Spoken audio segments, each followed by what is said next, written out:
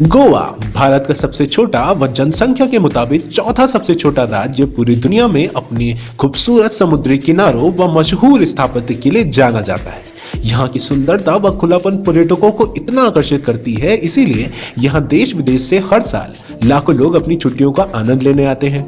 समुद्री तट पर बसा ये छोटा सा राज्य भले ही भारत का सबसे छोटा राज्य क्यों ना हो, लेकिन गोवा का इतिहास अपने में काफी कुछ लपेटे हुए है।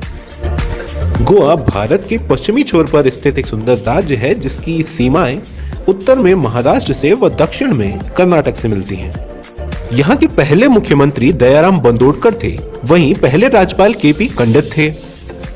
वैसे तो गोवा की राज्य भाषा कोंकणी है, लेकिन यहाँ अंग्रेजी और मराठी भी बोली जाती है। लेकिन क्या आपको पता है कि वर्ष 1961 से पूर्व गोवा भारत का हिस्सा नहीं था? तो आइए जानते हैं कि गोवा भारत का हिस्सा कैसे बना।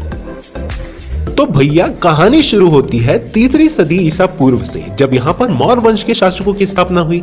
बाद में 1ली सदी की शुरुआत में इस पर कोल्हापुर के सातवाहन वंश के शासकों का अधिकार हुआ। फिर कालांतर में बहामी के चालुक्य शासकों ने इस पर 580 से 750 ईस्वी तक राज्य किया। इसके बाद के सालों में कई ऐसे अन्य शासक अपना अधिकार जताते रहे। वर्ष 1312 में गोवा पहली बार दिल्ली सल्तनत के अधीन हुआ, लेकिन उन्हें विजयनगर के शासक हरिहर प्रथम द्वारा गोवा की सीमा से खदेड़ दिया गया। हालांकि 1469 में गुलबर्ग के बहामी सुल्तान द्वारा गोवा को दिल्ली सल्तनत का फिर से हिस्सा बना दिया गया। बहामी शासकों के पतन के बाद बीजापुर के आदिल शाह का यहाँ कब्जा हुआ, जिन्होंने गोवा को अपनी दूसरी राजधानी भी बनाया। कालांतर में 1510 ईस्वी में पुर्तगालियों ने एक स्थानीय सहयोगी तिमैया की मदद से सत्तारूढ़ी बीजापुर सुल्तान यूसुफ आदिल शाह को पराजित किया और गोवा में एक स्थानीय राज्य की स्थापना की। यहीं से पुर्तगाली शासन का आरंभ हुआ। 1947 में अंग्रेजों से स्वतंत्रता प्राप्ति के पश्चात भी गोवा पर पुर्तगालियों का ही शासन था।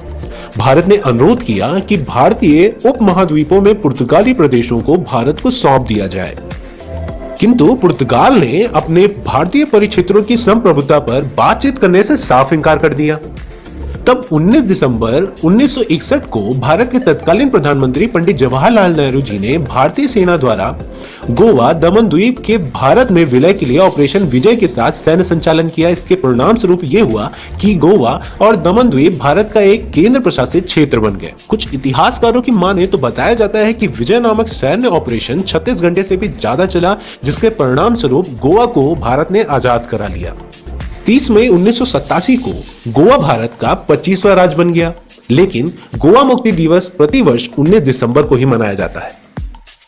अर्थ जगत।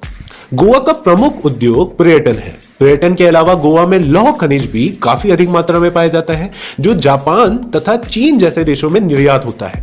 गोवा मछली उद्योगों के लिए भी जाना जाता है, लेकिन यहाँ की मछली निर्यात नहीं होती बल्कि स्थानीय बाजारों में ही बेची जाती है। यहाँ के काजू सऊदी अरब, ब्रिटेन तथा अन्य यूरोपीय राष्ट्रों को भी निर्यात किए जाते हैं।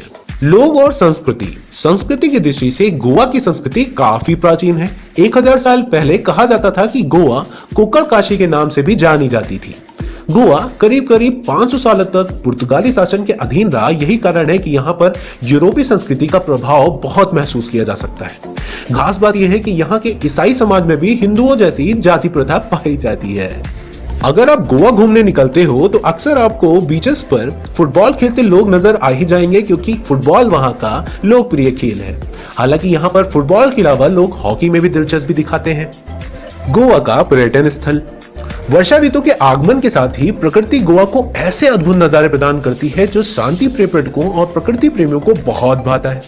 गोवा एक छोटा सा राज्य है, जहाँ छोटे बड़े लगभग 40 समुद्री तट हैं। इनमें से कुछ तो अंतरराष्ट्रीय स्तर के हैं।